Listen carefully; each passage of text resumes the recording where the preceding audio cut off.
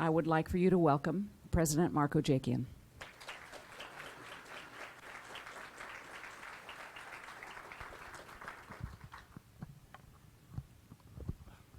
Thank you, and good morning, everybody.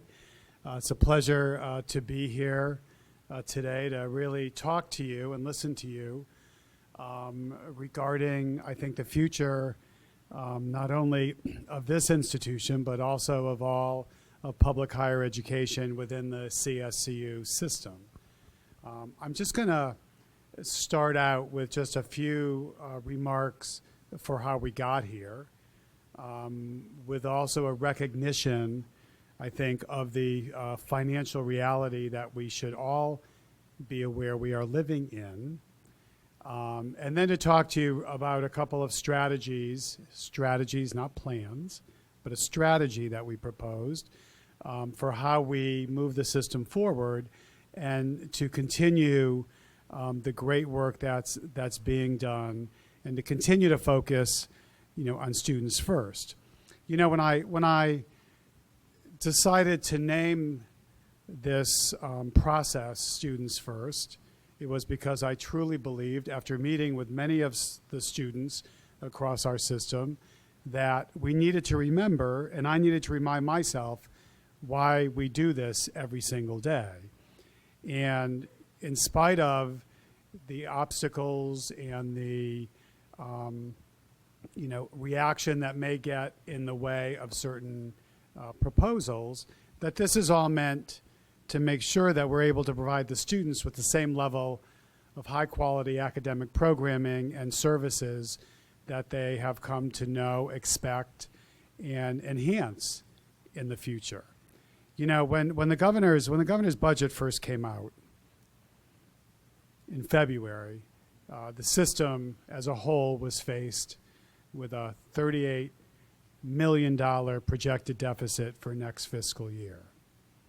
4.4% cut across the board. To put it in perspective for Tunxis, that means with fringe benefits, an additional cut to Tunxis of about $1.3 million. Where's that going to come from? I was just talking to some veterans in the Oasis Center, and they do what they do, and under great leaders in there for no support from any public entity because there's no money. So my board chair directed me to come up with a management plan for how we could not only close the budget hole in the next year, but also provide our system and our institutions with a sustainable plan moving forward. So at some point in time, we could have a discussion about where do we put additional resources? Can we have more academic counselors and advisors on our campuses? The ratio right now, I got to tell you, for Tunxis is better than the average. It's one academic advisor to 694 students. The average is one academic advisor to 849 students. And in some cases, it's 1 to 2,200 students. Now, I know that there's other people on campuses that actually provide mentorship and advising to our students. But when you have that kind of a ratio and you have to explain to the legislature what you're doing with the money you are receiving and why aren't you doing more to help students stay in school and graduate, we have to take a look at that and have an honest conversation. I was at a legislative breakfast, earlier this morning, and people were talking about the path of least resistance. Well, I didn't take this position to be on a path to least resistance. I took this because I believed in what you all do in this room on behalf of the students that we serve. 92% of our students in our system come from Connecticut and stay in Connecticut. These are about Connecticut's families. So when we have a conversation about what are we going to do to move the system forward, we have to be real about what we face. We had to have a conversation recently about tuition. and how much we were going to have to raise it. So the conversation was never about, are we going to raise it or not? Right? The conversation was about, what additional investment are we asking students and families to make in their education? Now, I made a conscious proposal to my board that we have less of an increase than we've had in the last few years. So for the community colleges and for this institution, it was 2.5%, which if you factor in that increase over a year, it's $8 a month per student. Now, for a lot of students, $8 a month is still a lot of money, right? But wouldn't we want to have an opportunity to have a discussion about no tuition increases, as opposed to how much do we need to increase tuition by? So what I came up with in response to my board's direction, and after, quite honestly, going and meeting with folks in the General Assembly to understand, are you going to restore our cut? Don't think so. Just a reality of the times we're living in. As a matter of fact, some people, for right or wrong reasons, I'm not putting a value judgment on it, will propose to cut us more. You have a limited pot of money. You have constituencies that are trying to get as much as they can from that pot of money. Senior citizens, people with intellectual disabilities, people with physical disabilities, children, a whole not-for-profits, a whole host of folks that serve the greater good in Connecticut are competing for the same limited amount of dollars. It's just a reality of the times we are living in. So what I did, as opposed to coming up with a plan, I came up and looked at possible strategies for how we could make this work. Now, I'm going to talk a little bit about the ones that we looked at and are not proposing. We're not proposing merging the 2-year and the 4-year institutions into one system. I believe that would actually dilute the mission of the community colleges. We're also not proposing closing campuses. Now, I got to tell you, this is very, very honest today. Closing a smaller institution like Tunxis would save $25 million.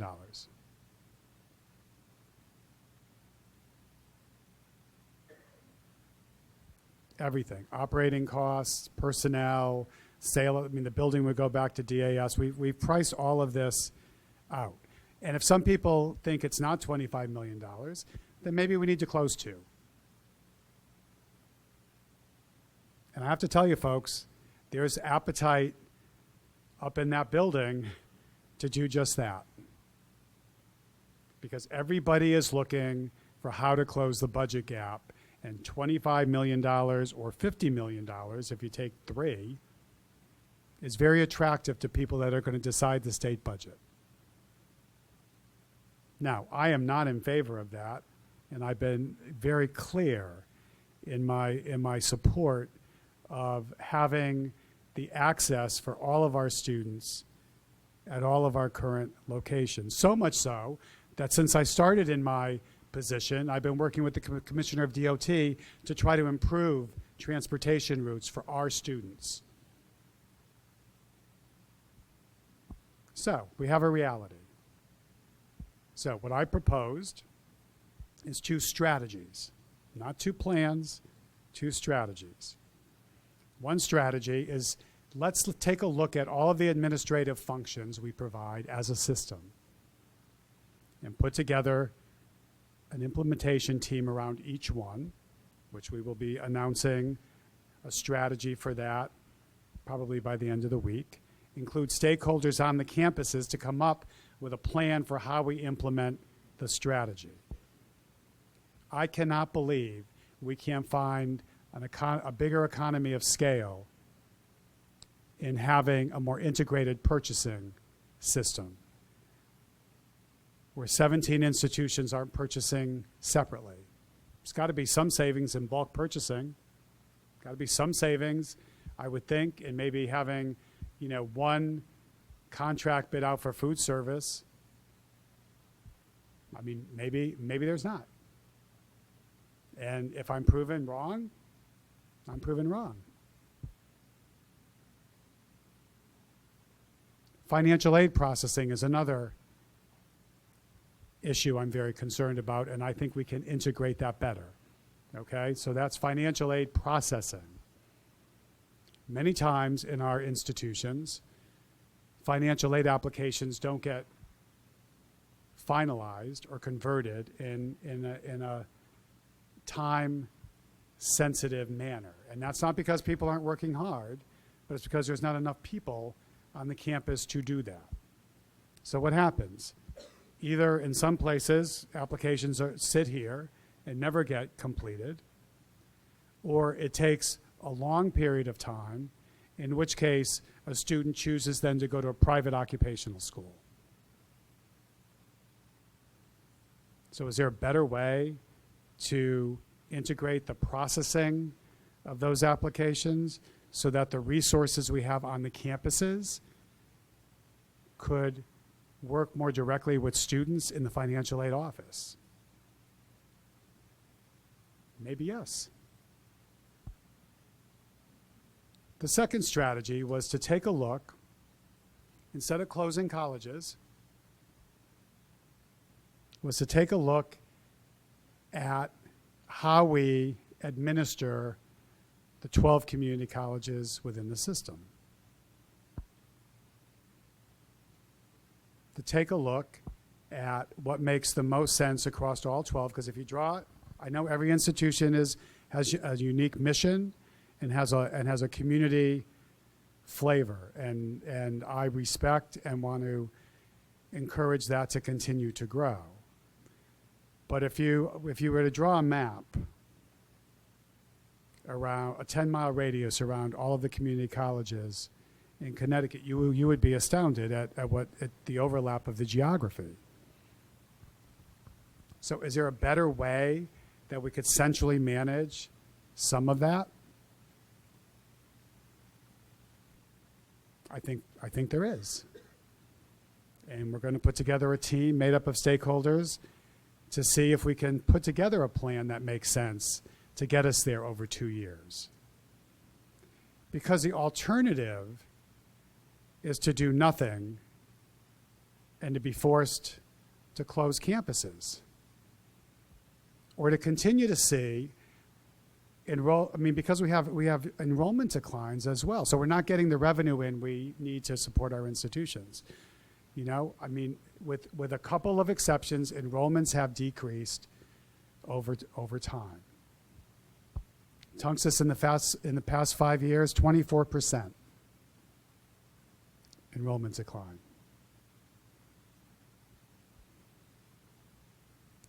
Many of our institutions have a hard enough time balancing their budget now without additional cuts. So I am looking to be able to continue to provide the education in the locations that we currently have, so we can continue to educate the students who we heard from this morning at the legislative breakfast. It's not a ruse. It's not a marketing gimmick. I've spent a lot of time on campuses talking to students. I've spent a lot of time hosting town halls of students, having phone calls with student leaders around tuition and services. Because I need to understand from them what are their goals and what are the obstacles that you face every day to achieving those goals. So while some might question my motives, and many have, I get emails every day, and I'm like, okay, that's your opinion. I respect your opinion. But if there isn't an understanding, first of all, that we have a problem financially, and secondly, if people have other solutions to closing a projected $38 million deficit next fiscal year, $55 million projected deficit the following fiscal year, it just goes up and up and up and up. Because we have a structural deficit in our system, because our expenses far exceed our revenue. Now, I think we need to do a better job of getting revenue in the doors as a system and not on the backs of students, so not on tuition. But we can't continue to have the operating expenses we do, and we can't continue to just cut at the margins because there's no more margins left, right? There's no more meat on the bone. So we could perhaps, start closing campuses on Thursdays, or maybe close the libraries every night of the week. Now, that's nothing anybody would propose, but where is it going to come from? Where's a $1.3 million cut to this institution next year, which will only go up the year after that, going to come from? So I am going around, this is my first one, to each institution to hear from people.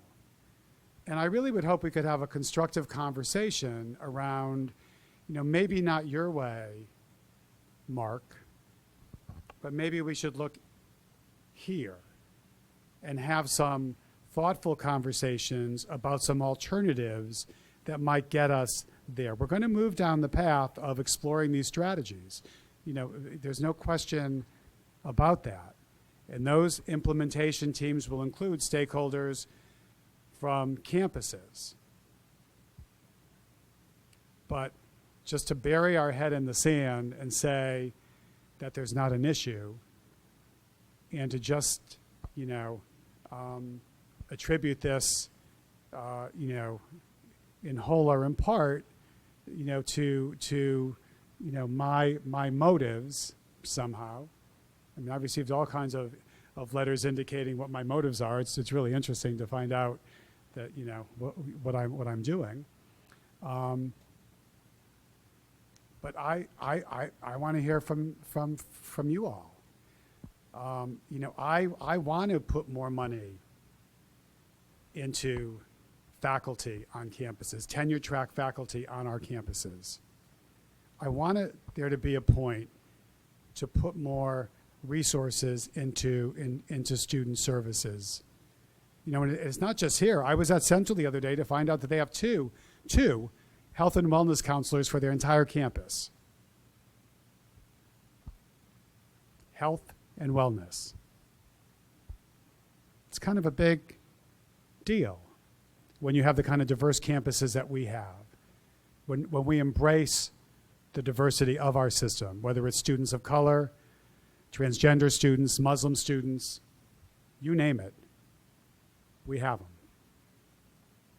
And we need to celebrate them and honor them and provide them with the services they need to succeed in school.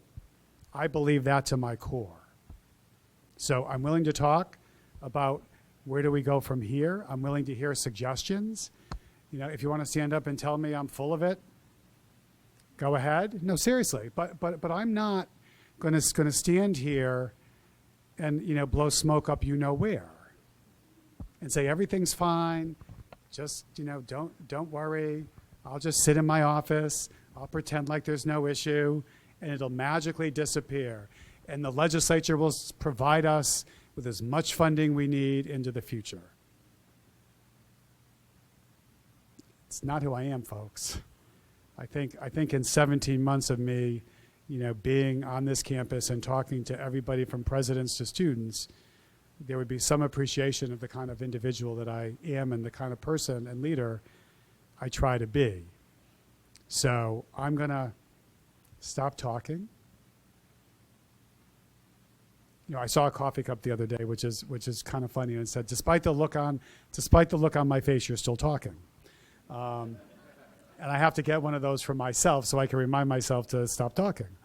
But anyways, I want to hear from you. If you don't want to speak up publicly today, feel free to email me. I do get suggestions all the time from folks on campus who might be a little shyer than others, but who have a thought or an idea. I actually have taken some of those and made good use of them.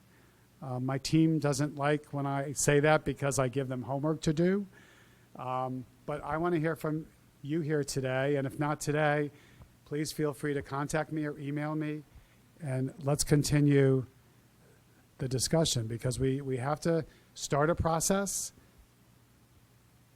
We have a new budget year that's supposed to start July 1st, with or without a budget, and there's a pool up at the Capitol about when that will be. We have to be ready. So with that, I'm all yours. Yes, sir. Good morning. My name is Robert Levine. I'm the network manager here at Tonsys. I have a question about the IT restructuring that I've been hearing that you've been proposing, consolidating the functions in Hartford. A couple of years ago, the system office took over more of the network management than they've ever had historically. And since that time, they've always had to have a vendor on contract to help them support it. We even have a voice system that's getting upgraded right now. We have an IT staff on campus that's not allowed to touch that equipment. Hartford is hiring a vendor who's hired a second vendor named JKS to come out and install that equipment. Why are you not using the staff you currently have rather than outsourcing to other companies and then saying that our current staff is too bloated and we need to remove personnel? Well, first of all, I didn't say our current staff was too bloated. What I'm saying is that we have to find a way to better integrate the way we use our technology across the system. It's not to take people from the campus and bring them to Hartford. I think there's a misconception that we're looking to consolidate all of the people in Hartford. First of all, I moved from 2 buildings to 1 to basically achieve a savings at the system office. We've achieved a reduction, first of all, in system office staff over the last few years. And my plan calls for an additional 13% cut to the system office. So we're not going to be immune from any sort of savings targets. Listen, this is something I've heard repeatedly, and I understand that there's a concern about hiring outside. I am not a believer, just as a matter of record, in having consultants unless you need them. These initiatives happened before I actually got into office, and I'm looking at those issues because this is not something that I've just heard about today. I believe that we need to make better use of the folks that we have currently on our staff. Now, I'm not a technology guy. I couldn't even put on my phone. They wouldn't even let me get into the Wi-Fi system on the way over here. So, that's something that I am working with my team on. But it's not to consolidate all of the power in Hartford. It actually is to find just a more efficient way to provide that service across 17 institutions, because I think we need to do a better job of it.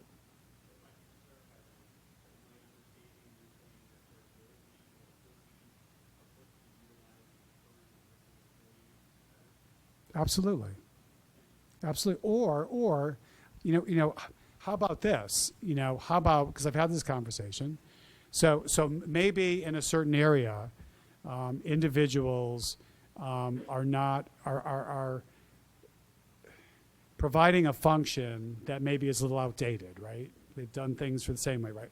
So how about, I like to call it repurposing that individual, but providing that person with training to be able to provide services in another area which is still within their bandwidth. I would just give you one more example if you are considering this.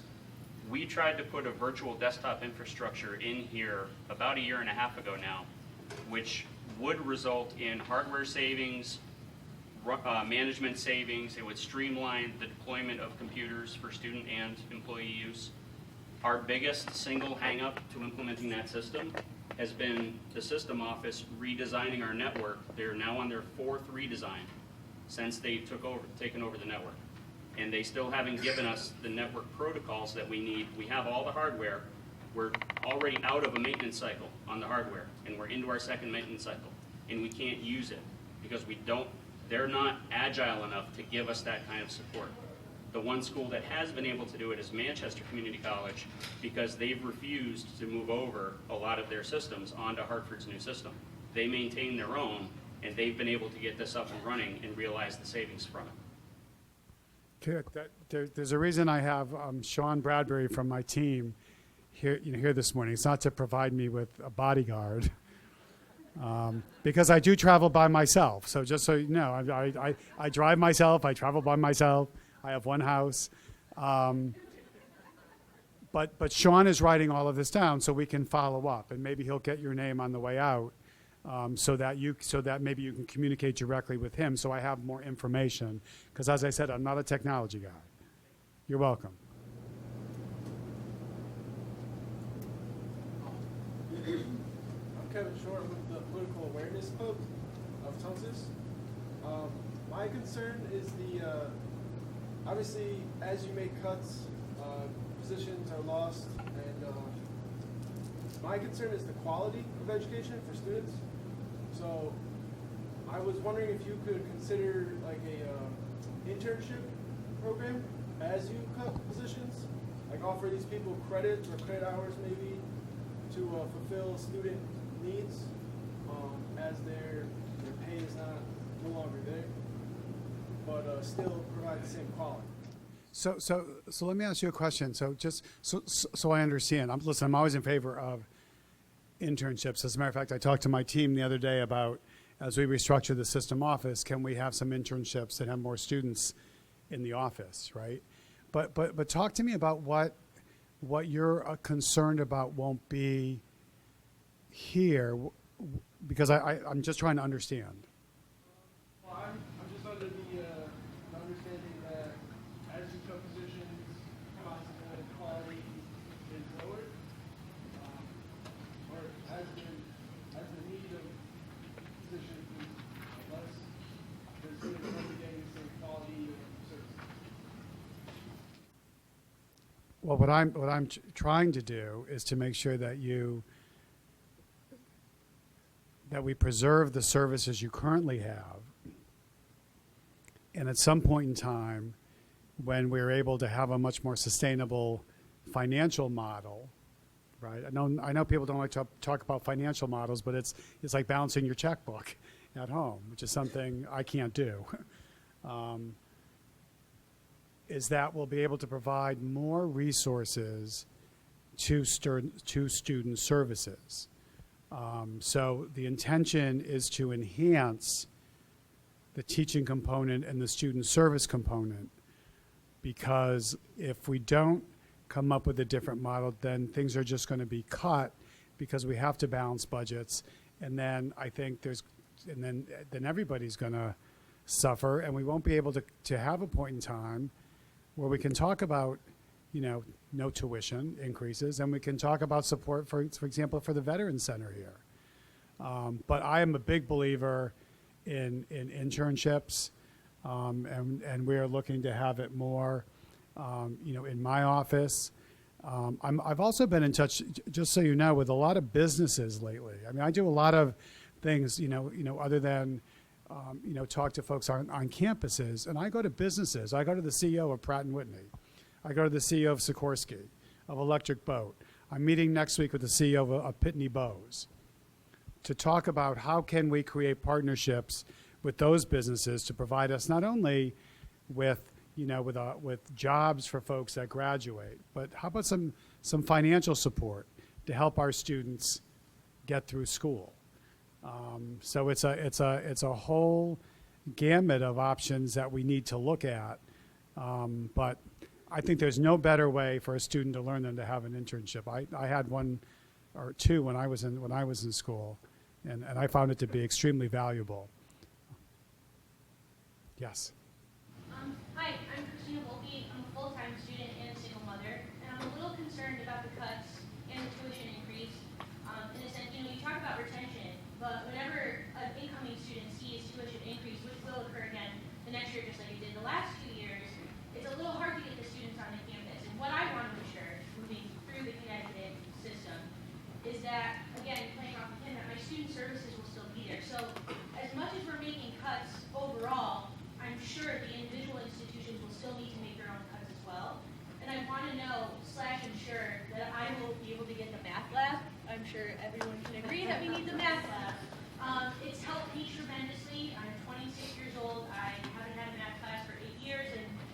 many of these professors here have been my anchor, and I'm just a little concerned about that because the college itself will have to make cuts. We already don't have professors in there all the time, and we need them, and I just want to make sure that we're going to get what we're paying for if you're increasing. Well, that's the goal. I mean, the goal, first of all, this is not going to happen overnight in terms of coming up with a model that's sustainable into the future. And my projection has us in fiscal 20, which begins July 1st of 2019, to be in a much better financial situation, to be able to actually put more resources on the campus. But my focus right now is not to cut the services you currently have and to provide a way to provide the faculty that you need to teach your courses. Now, I mean, we're going to have a discussion about how do we get through the next couple of years. We might have to use some of our reserves, for the first 2 years to kind of bridge the gap. To the tuition increase across the system, didn't get us halfway. It got us about halfway to the projected deficit, right? I hated. I have to tell you, I understand that. The other thing you need to be aware of is when you pay more tuition, more money goes into the pot of money called institutional financial aid. So we are hoping that we'll be able to mitigate some of that increase for students like you who would be eligible for institutional financial aid to kind of bridge that gap. Listen, when I didn't raise tuition more, I mean, I was, I'm still not a very popular person with presidents around the system, but I was not, but people said to me, we need the money, we need the money. I get it. I go to the legislature, I said, we need the money. And people say to me, well, what are you doing to change the way you operate to be more responsive to the current fiscal condition that we're living in? We haven't done anything so far, except on a campus-by-campus basis, made cuts. And listen, I don't envy a president having to cut a budget at all. But this is trying to find a way that we don't have to continue to go down that road. So, yes. President Ojakian, I'm Sandra Vitale, and I'm the Director of Financial Aid here. Yes. And I was on the implementation team in 2001 of the banner system for financial aid. And when you say our enrollment has gone down, yes, it has. One is because the high school population is not there anymore. And two is, in the last 5 years, I've done a little research here, and I've noticed since this system instituted the student ID numbers where they go onto their own school ID to get their email, we went from 70% of students using that system down to 40%. So that's how they're notified that the financial aid is complete. So from 70% 5 years ago, now only 40% are realizing, oh, my aid is done. So I questioned up at Hartford, because we have a financial aid council, why can't we go back to paper award lists?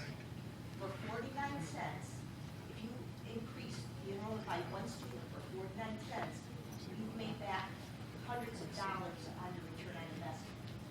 We're getting resistance from central office. They want to keep the system vanilla.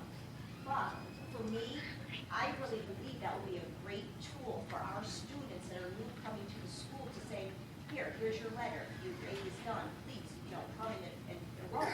I'm really seeing that as a hindrance to us. Well, to be honest with you, when you talk about system office, I am system office. So I set the direction, and I believe that we need to look at options like that, because the goal is to increase, right? Is the number of students that know that they have their financial aid available, and you probably do a really good job here with very limited. How many people in your office? 3 full time.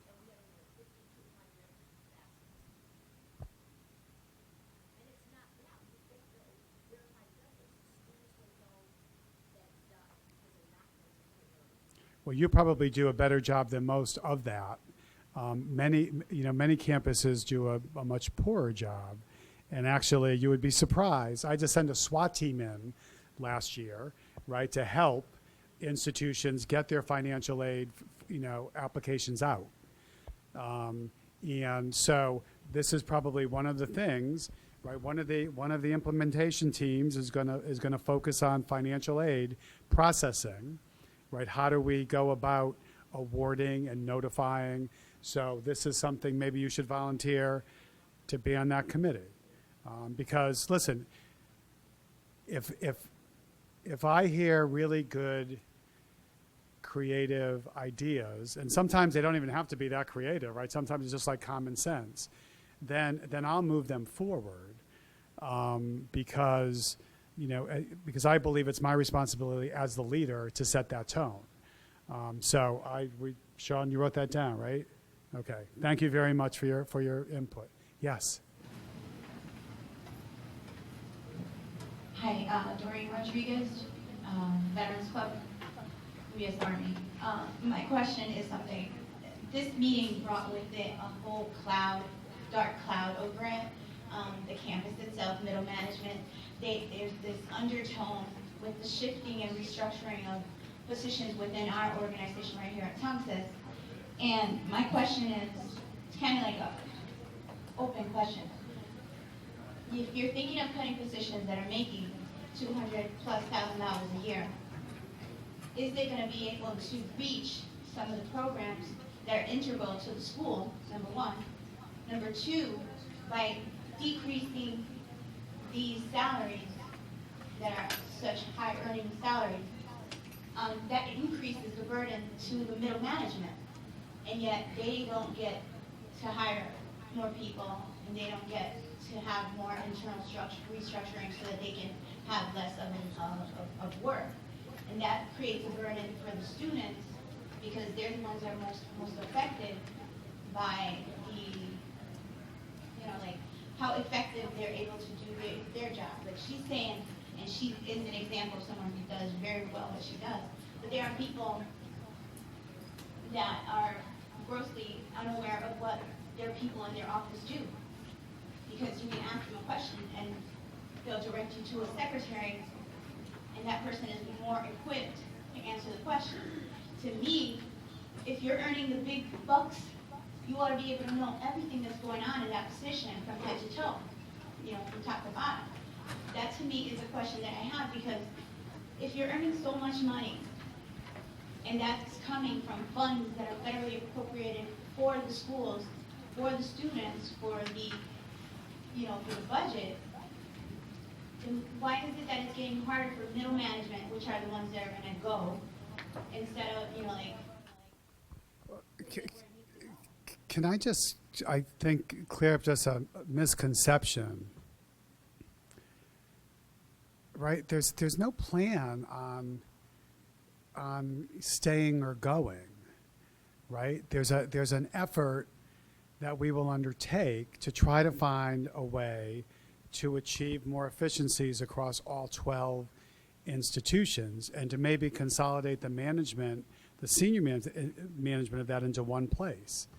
I am not looking, middle management, upper management, lower management. I'm not going to get, involved in kind of the weeds on each campus at this point, and how that's going to look. But I think people are mistaken to think that I have this plan in my desk that says this is what Tonsas is going to look like in 2 years. This is what Quinebaug Valley is going to look like in 2 years. No.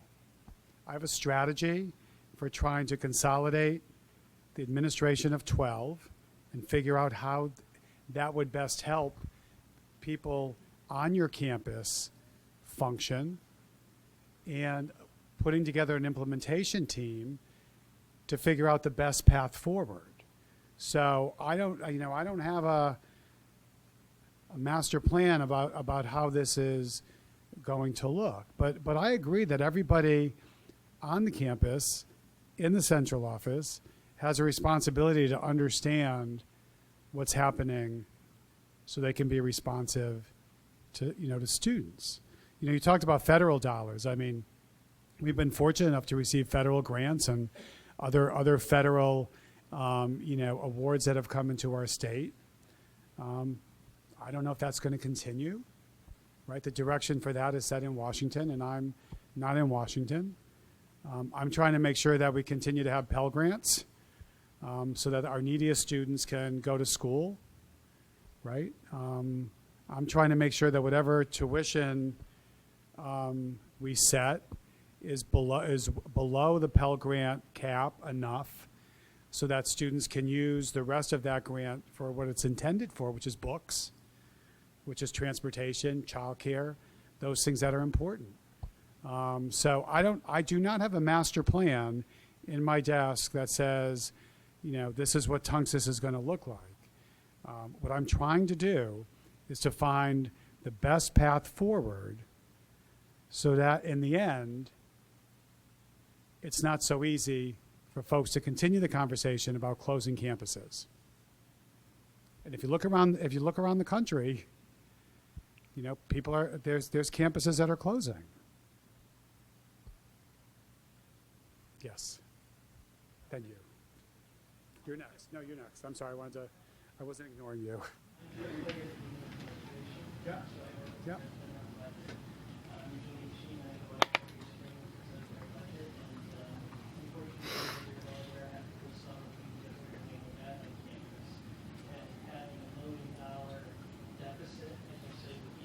With Tunxus, there's no way that we could sustain such a cut. So I'm encouraged that the DR is looking at new ways of budgeting so that we can provide more adequate services to the faculty and staff and students on campus. My question is for the administrative side of the house. I've had a number of employees that work in my division who are very frightened by this plan, and that they're saying we certainly believe in putting students first. We certainly believe we should have more faculty in the classroom. We encourage that and support that. But on our side of the house, we're doing without a permanent IT director. We're doing without a permanent HR director. We have fewer people in the business office than we've ever had. So how can I, as the manager of that area, encourage the people during these difficult times and say we're an integral part of what's moving forward? Well, I think the point is we're not looking to eliminate functions. We're looking to find a better way to utilize our collective resources across 12 institutions, right? And so what that will look like, we're going to have a process to determine that. But this is a very lean operation here. I understand that. And I understand what another $1.3 million cut would do. Since we're already having a difficult time balancing a budget here this year, right? We know that, right? That's public. So, another 1.3 million, what would that mean? And so what I'm trying to do is find a way to maybe share some of these resources across the system. There's colleges that have, many levels of administration and some that don't. So we need to find a way to better, streamline that across the organization, because the alternative, and I'm sorry I keep going back to this, folks, but as somebody that spent his whole adult life at the state capitol in one capacity or another, I know how to read the tea leaves.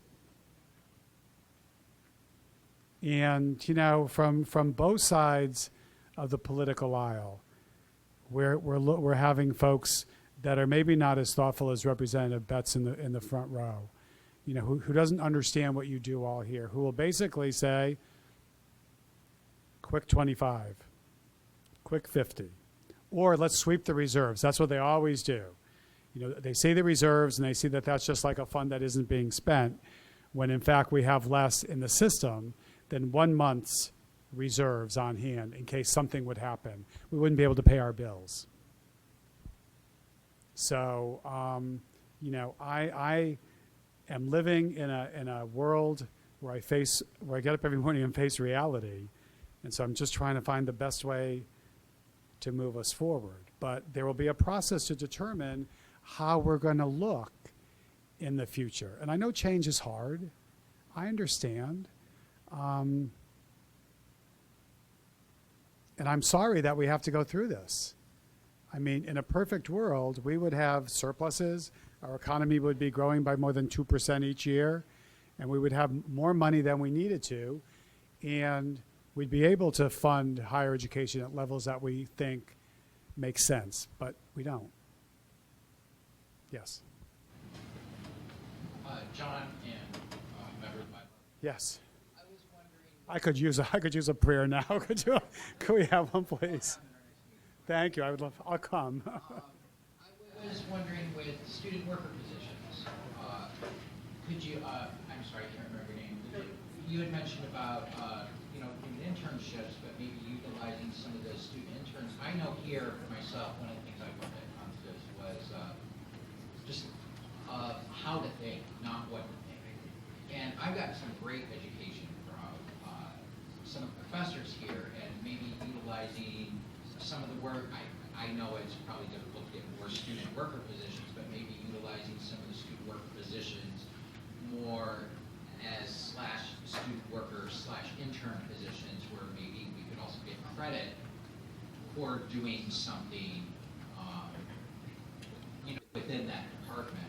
I know, for example, I'm doing a research project with my supervisor, something we're going to do for the computer lab. And, one of the things he's doing for me is he said that I will verify for that for you on your resume, and it'll look good as a research project, which maybe could help other departments, maybe somebody going into business, helping in the financial aid department and getting some type of credit for that, or going into IT and getting some type of credit for, some IT course, something like that. No, listen. I think the use of student workers, needs to be expanded.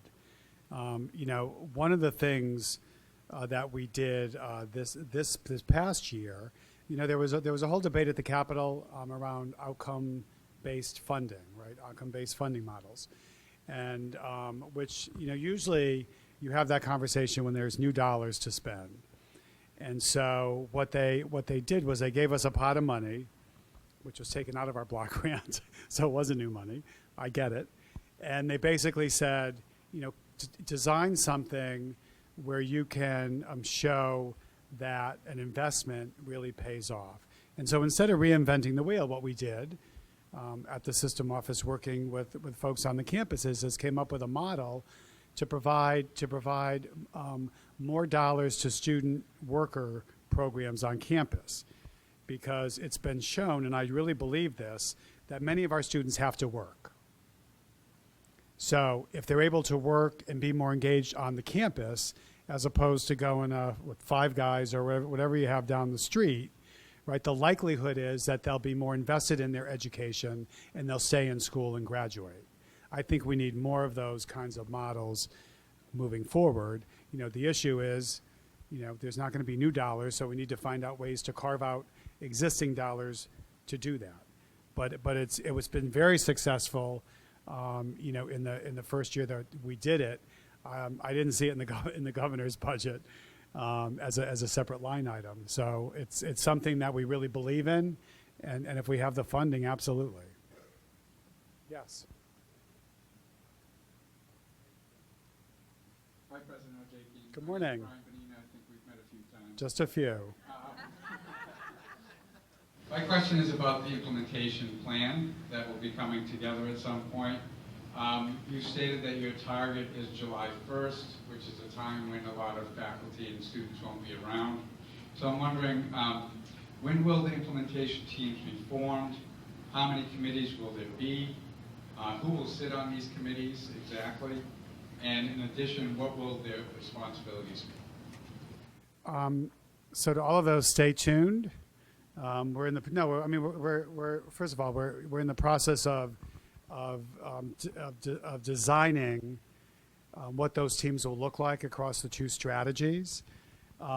We need to be in a position to actually start to have some productive conversations by July 1st, right? So everything's not going to be ready to go on July 1st, but we can't wait. And if people aren't around in the summer, I know when we did a couple of our presidential searches at the universities. People were able to participate electronically. If people want to participate, we would love to have people participate. I'll be working this summer, so we'd love to have as many folks as possible. And we're going to be sending out, I think, an announcement. My hope is on Thursday, because I just found out that Friday's a holiday. Even though I'll be working, but Friday's a holiday, and I know I don't want to be accused of sending something out on a holiday. So I want to make sure that people understand that this is a direction that we're going in. And I am also going to clarify what I've tried to clarify here today, that I'm not trying to close community college campuses. I'm not trying to eliminate community colleges in the state of Connecticut. And I don't have a plan to go with the strategy yet. I have a strategy which the board has asked me to put forth, and the plan will be developed working with stakeholders on the campuses. That seemed, in spite of my saying it over and over, and in my communication to campuses, that seems to have gotten lost. And maybe it's just because when you say it over and over again in your own head, you think everybody understands it, and maybe that's probably my fault. But we will be in touch with you. As I have been many, many, many times. He does a good job, by the way, of representing all of you. No, he does. He really does. But the good thing is that I view folks that represent individuals in bargaining units as kind of partners at the table, right? That we have a collective responsibility to be responsive to the students we all serve and to the members that you served. So, I've never turned down a request for you to come in and talk to me. Right, and I appreciate it. Can I just have one follow-up question that's related to the CBAC agreement that has yet to be changed? And We'll get to work. Yeah, well, I'm going there at 1 o'clock. Okay. So, Good. We'll figure it out. But in your proposal, you mentioned that if the state employees don't come to some kind of an agreement, then the worst case scenario, as you've been trying to avoid, and that is to close campuses, might have to happen. I'm wondering, have you identified which campuses those would be? I know you've used Tunxus as an example. Is Tunxus one of those campuses? I have not looked at any campuses and indicated even in my own mind which ones I would consider. I was looking at a smaller campus just to get a dollar figure because we've been asked. I've been asked by House leadership on both sides of the aisle and in the Senate as well. People want to know what the dollars are. Now, if there is no agreement, and I actually met with another labor leader yesterday, Sal Luciano, that represents maybe some members on this campus, and I said, I wish I was back at the CBAC table instead of this exercise this year. Listen, if there's not a saving, if savings isn't achieved by an agreement, and I'm not telling people what to do, then there's a $700 million hole in the budget. It's just a fact. So how does that hole get filled? We've been given in the governor's budget what our proportional cut would be, right? And so that would be another devastating cut that would take our projected deficit for the next year to somewhere between $90 and $100 million. Now, whether or not all of that cut goes to us or doesn't, I mean, there's still a lot of this to play out. So I'm not looking into a crystal ball and saying if there's no agreement, we're going to get cut, it's going to be $100 million, and I'm going to close these 3 campuses. My priority is to keep the campuses opened, and will continue to be my priority until everything else is exhausted. At some point we have to have a candid conversation about what does $100 million look like? A lot of money. Governor Malloy's representatives at the table for CBAC have indicated they would be willing to provide some job security in an agreement if it were to be passed by our members. I'm wondering if that job security was part of an agreement that we did sign. Would you be able to honor that under this proposed strategy? Whatever the agreement is with the administration, whether it be on a wage proposal or, whether it be on a benefit proposal or a job security proposal, I mean, I'm not going to violate that agreement. So we'll take a look at the agreement and we'll see what the language says and we'll deal with the language. Thank you, sir. I mean, I'm not negotiating it. So, I want to applaud you for your courage today in coming here and answering these tough questions. And good luck with the rest of the town hall meetings. and good luck at the table today. I want a deal by 3 o'clock. Okay. Okay? Because if I was there, we'd be done. I'll do what I can. Okay. Thank you. Yes.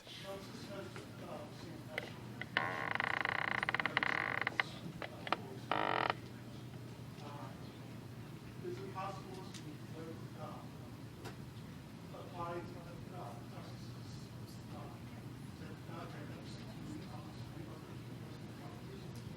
I think we always try to learn from each other, and the purpose, I think, of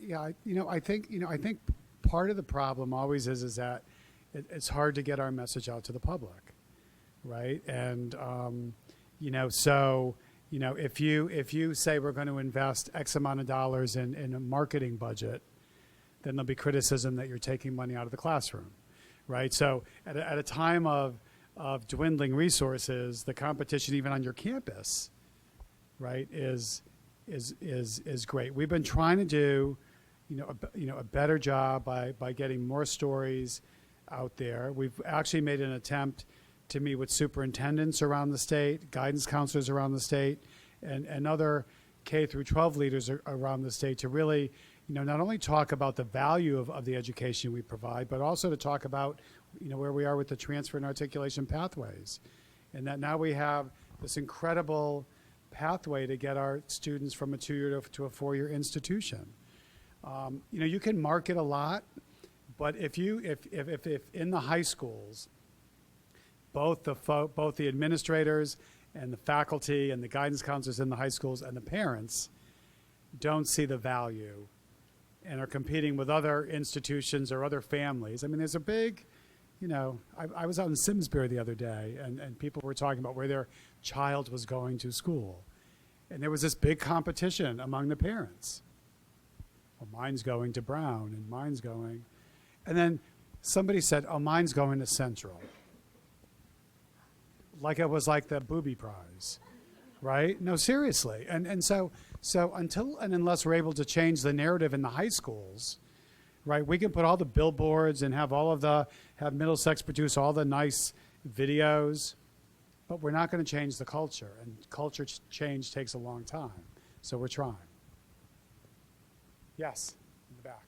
Hi, Megan Carlin, Student Services Specialist. My question is, well, first of all, we are a system not of 12 colleges, but of 17 colleges. And I wonder, are the 4 state universities and Charter Oak sharing in the same strategies for consolidating services and sharing in the burden of this the savings that we're trying to realize? The all 17 institutions are part of the strategy of consolidating administrative functions to find efficiencies, all 17, right? So all 17 institutions are equally as mad at me right now. So you can take some comfort in that, right? So the state universities are, kind of in the same position because we need to be able to leverage the expertise we have throughout the system, right? And so what I hear all the time, I'm going to be very candid, we're the state universities, leave us alone. We're managing our own budgets just fine, which, oh, by the way, not so sure. And why should we have to bear the brunt of the financial problems of the community colleges? True. Right, Sean? True. Leave us alone. I went to a CSU leadership group a couple weeks ago at their invitation to talk about a number of issues. you know, and they kept saying, just leave us alone. We'll be fine. We shouldn't be blamed for the inability of the community colleges to manage their budgets. I deal in reality, folks. That's it. So no. So we're you know, and everyone is going to have to work together to get out of this situation and to put us on a better footing for the future. Yes. I am Kathy Golden, and I'm an academics associate here. Our president is retiring, as you know, and we are going to have a new interim president from Esmontuck. I would like to know the rationale that you've used in aligning Tungus with Esmontuck, and what kind of benefits do you hope to see from that alignment?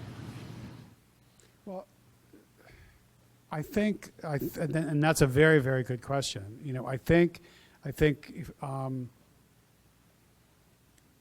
one of the main reasons was because I think the President Lambella, now that President Addy is retiring, right, and she's done an excellent job here. I mean, you all are her family. I totally get that. You know, so we need to now look to the future and maybe at some new models that may work in the future. And I think President Lambella has done a good job at his Nuntuck in creating a new model for the future, in working with not only the federal dollars that are available to him, but some creative models for out-of-state students, where, you know, the enrollment went up last fall, 17, 18%. And so what I try to do now that, you know, President Addy has decided to retire and President Kendrick, is to look within the system where we have talent, to some of the newer presidents, and to say, can you provide some, you know, new leadership to try to move the institution forward. So there was no other rationale, you know, other than to say, I like what President Lambella has done at his Nuntuck. I like what President Brody has done at Housatonic. You know, those are the two institutions where we've seen enrollment increases. So what are they doing, you know, that might make sense for the future of this institution? Now, if President Addy was staying here, then we would try to work all together to figure out how do we move this institution, you know, forward. But you know, she made a decision to retire, and so now now we have to figure out what's next. And President Lambella, I think you'll find, is a very like President Addy, very accessible, very student focused. Very staff focused, and I think, you know, given the opportunity, you know, I think you'll enjoy working with him very much. Yes. Just a couple.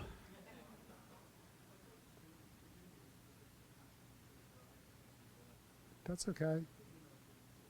Class is more important. I'd love to go to class. $28 million, $13 million in the two projections. Is there, I mean, since there's really no plan yet, is there a foundation for making those estimates? Well, I mean, there's estimates, and there's savings targets based on estimates, right? Like I said, I don't have a roster of every institution, and I'm picking, you know,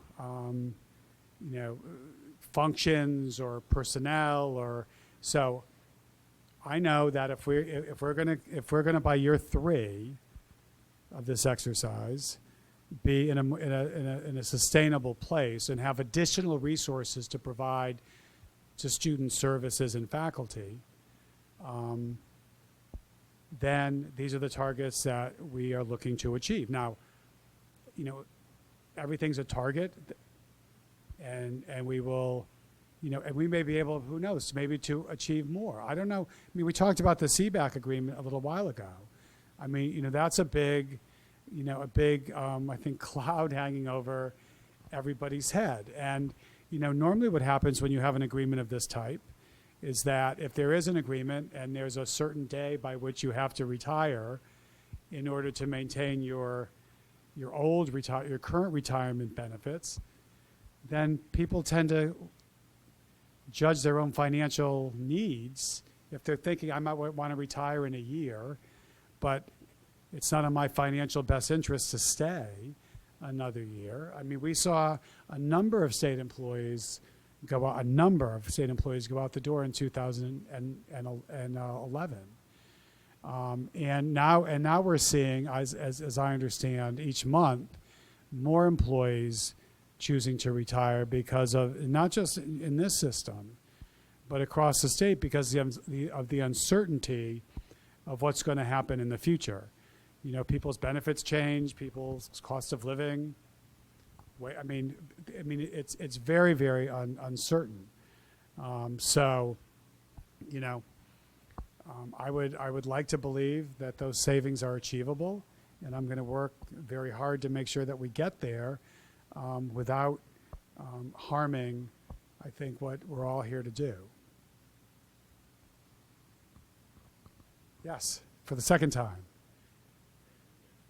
Not a problem. First, I'd like to thank you for clarifying your point earlier about the strategy is not being designed to reduce the number of employees, but to allocate those employees more efficiently across the system. Well, let me be. I'm not saying that there's not going to be a need for a reduction in the workforce. Okay, how we achieve that reduction in the workforce is going to depend on a lot of variables. It's going to depend, on attrition, and is going to depend on our retirements. I intend to fully comply with collective bargaining agreements, right? And so, the interesting thing, though, that you should know is that in a system of 11,000 employees, 300 are not covered by collective bargaining agreements. So I'm a big believer in collective bargaining. Sorry, Whip. And I'm not saying that there's not at the end of the day, as we move this forward, going to have to be a reduction in workforce. As I said to this group yesterday, that my preference has always been through retirements, through attrition, and through repurposing employees, which is why you have not seen when 2,000 or so state employees have gone out the door. You haven't seen, with a couple of very minor exceptions in our system, people being laid off. That's not my preference, right? No, I can't make an ironclad guarantee that we're not going to see a workforce reduction that's other than retirement, repurposing, or attrition. Okay. The $1.3 million deficit that you said at the beginning of this meeting was for the Tunxus campus alone. For next fiscal year, there's already a projected over $1 million deficit for the year that we're about to end in June. And that's where this question was coming from. All of the talk that I've heard is about allocating employees more efficiently, which is laudable, but that doesn't reduce the cost. So how would using people more effectively achieve that $1.3 million reduction? Well, I'm not talking about the $1.3 million reduction. I'm talking about the bigger picture, right? Because if there's a $1.3 million reduction here, quite honestly, I think we're going to have to continue a little bit of a hiring freeze, which I don't like doing, and we're going to have to use some reserves, right? And You're also, seems like you're now insinuating there could be additional personnel reductions on top of those options.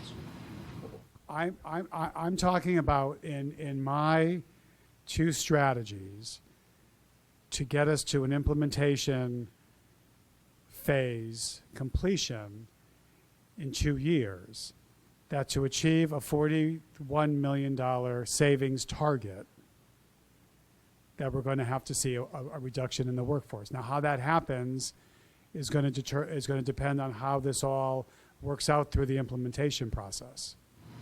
Do you have any kind of an idea of what the numbers of personnel would be to achieve that $41 million? Do you have an average salary? Well, it's the same kind of, guesstimate that the governor used when he put in what the additional cut would be and the workforce reduction cut would be, based on, an additional cut if there's not savings from labor. I don't know what he used. He might have used $55,000 or $65,000 as the average salary of a state employee. We may have taken a similar look, but I'm not a big believer in setting an average salary, because we have people, quite honestly, even in the management confidential ranks, who haven't had an increase in a few years as well. In my office, making $45,000. So I'm not a big believer in let's look at the middle, because maybe there's more from the top than the bottom. Yep. Anybody else? Yes. Hi. Nick Stugard, math faculty here. I am completely aware of the burdens that we face and the tough decisions you have to make. One of the things I am concerned about is making decisions that sound good but have unintended consequences long term. Like Sandy pointed out, her office going completely digital, sure, that saved $2,600, but had the unintended consequence of 1,600 students being ill-informed about their financial aid. And now that it's kind of on your office and the system office to allocate resources and funding, you have to decide how that's going to be done and come up with models and everything. And one thing I'm particularly concerned about is I always hear, one of the metrics used to determine success is degrees per capita.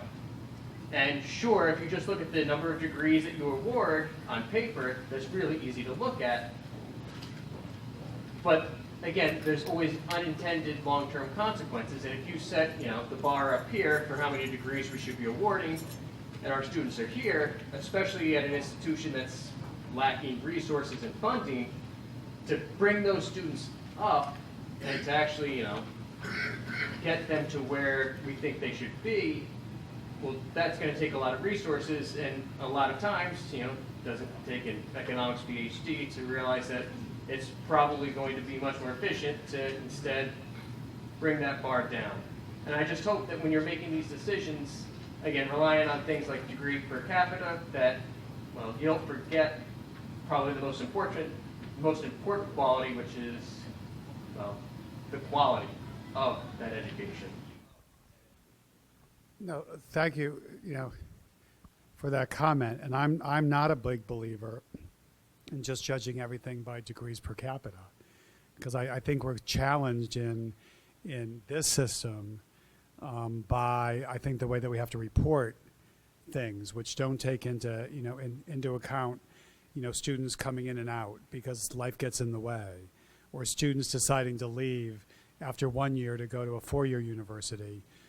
So we don't do a very good job of creating, I don't think, our own profile. Number one. Number two,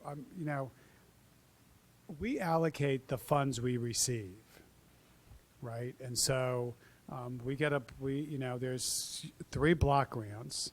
I think even though the governor's office put in 1 block grant, I think when the budget comes out, you'll see 3 block grants. So they will say, for example, for the community colleges, this is how much money you're getting. And then we work, my CFO has worked with the CFOs, the finance directors on campuses to come up with a formula for how that money is distributed. You know what's so funny? When we had the governor's budget come out with the 1 block grant, community college people said, oh, that's awful. It's going to go all the universities. University people said, oh, that's awful. is going to go all to the community colleges. So I know I'm not going to get into that battle. So let's have 3 block grants. Let the legislature decide what the funding should be for each block grant, and then we allocate it accordingly. We don't have any extra money or any other way to do it. But listen, I agree with you in terms of unintended consequences, which is why I want people to be on these implementation teams that can represent their constituency, right? And then go back to their constituency and say, this is where we are. Give me some creative ideas. Now, I'll be honest, we're not going to have implementation teams of like 40 people for each group, right? It's going to be the responsibility of the representative. So say we have Vitali, right? Okay. I remembered your last name. Representing the community college financial aid directors, right? Then she brings her expertise to the table and then goes back and reports to her constituency about where the progress is and to get additional input from where we should go. So I'm not only looking, for people asking me to be cautious in how this rolls out. I'm looking for people to give me, so if not this, what? What time is it? What time? Is it 12:22? What time do I have to be? 2 o'clock. Okay, I'm sorry. Now I'm the co-chair of the Higher Education Working Group, which was a result of Senate Bill 1, which brings together public and private 4- and 2-year institutions around entrepreneurship. That came out of Senate Bill 1 last year. And the reason I thought it was so important to be the co-chair with President Berger Sweeney of Trinity was so I could represent our system at that table, right? Because for too long, people have viewed entrepreneurship as Yale and UConn, right? And so even last year, when the bill came up and I saw it was just UConn in the bill, I went charging into the Senate caucus room and planted, my butt down in a chair and said, we need to be at the table. And so for the first time, you're going to see really creative awards being given, not only to the collaboration between our 2- and 4-year institutions, but across the public and the private sector. We can't just live in our own little worlds anymore, unfortunately. We have to collaborate as much as possible. Okay. Anybody else? Yes. Hi, I'm Tatiana Machado. I'm a business lecturer in the business department and also the college career pathways liaison. This past year, I was part of the focus group at the community college level. I met with 3 of my colleagues here on campus, and it was over 3 days, and there were wonderful ideas that came about. It was well represented from the 12 community colleges, and I was just wondering a couple things. We talked about being a system, and so I think that being an advisor in the business department, and we are advising the registration, there are a lot of our students that end up going to our neighborhood school here, which is Central Connecticut State University, CCSU. So when they ask you that they'll be fine, because they get students that just kind of, you want to come back and say something to them, we send a lot of students. Yeah, listen, everybody thinks that they can be fine in their own world. And so there's you have a very new dynamic president at Central who's going to shake things up a little bit. So I don't think that anybody can be fine when their budget continues to be cut, because even at the universities, I'm convinced that what gets cut are student services. Well, what I saw coming away with that is that there's a lot of collaboration going from community colleges to the 4-year colleges. I would love to see it go the other way around. So one of the best ideas that I thought, and we talked about it within the department, was this idea that if a student shoots to get into a 4-year college, and for whatever reason, it could be academic, doesn't make it into that college, that letter that goes to the student saying you did not, you were not accepted. So it would be wonderful that share that pool of people that are interested in going to college, and then saying, well, you didn't make it to Central, but we have these other resources, and it would be wonderful for you to go to the community college, strengthen. You know, you're absolutely right. And let me tell you, we have a pilot program underway right now between Housatonic, Gateway, and Southern. That's doing that exact same thing, right? So if you want to go to Southern and you're not accepted, you get automatically accepted to one of the other two schools. The first school was Housatonic because they built this model.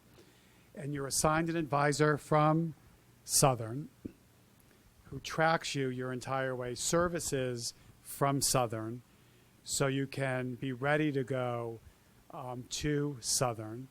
And that we hope to be able to, once, you know, I like to do things in pilots so I can see what the successes are and what the challenges are. And I've gone a step further, which I know is not maybe popular in some university quarters, is to say, in certain majors, there's nothing that would prevent the last 2 years of a bachelor's degree being offered on the community college campus. Because, for example, I was up at his Nuntuck and I ran into a student who was getting his associates in nursing. And I said, what are you going to do when you're through with this? He goes, well, I really wanted to go to Central, but I don't have the transportation to get there. So I'm going to, and he named 2 institutions across the border. Well, why can't we work together to come up with a way in certain majors so the faculty at Central would go to his Nuntuck, would offer, say if it's criminal justice, for example, would offer a criminal justice degree on that campus. The student is comfortable going to that school. They have the transportation and the bus schedule that allows them to do that. They have maybe their child care services at hand. Why are we making it more difficult for a student to get a bachelor's degree? So that's one of my big things I've been talking about now for months. And you're going to see that happen in the near future. But we have to do, right, more about collaborating.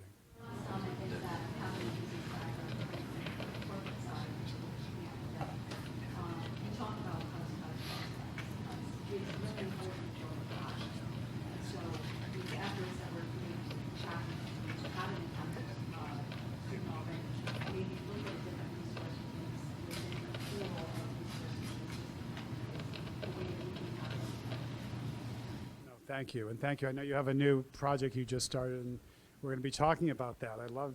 No. You mentioned to me at the breakfast, and I'm always anxious to hear from folks that have different creative ideas.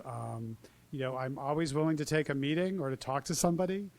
You know, besides, oh, he left. I was going to make fun of my union friend. Besides union leaders, but no. But I'm. You know, if you feel that you want to get some other information to me or want to communicate what you think might be a good piece of advice, or, you know, I mean, you know, even if you think that I should, you know, go away, I'm not. But seriously, I mean, I do appreciate the input from everybody, and, you know, I'll always take that very seriously. You know, at the end, you know, the buck stops with me. So I have a responsibility to make the tough decisions that are going to be needed to maintain the quality of education at this institution, among the others. So I'm not afraid to make those tough decisions, but I always appreciate hearing from people when they have creative ideas to offer to me. So thank you very much, and I'll be back whenever you want me to. Thank you.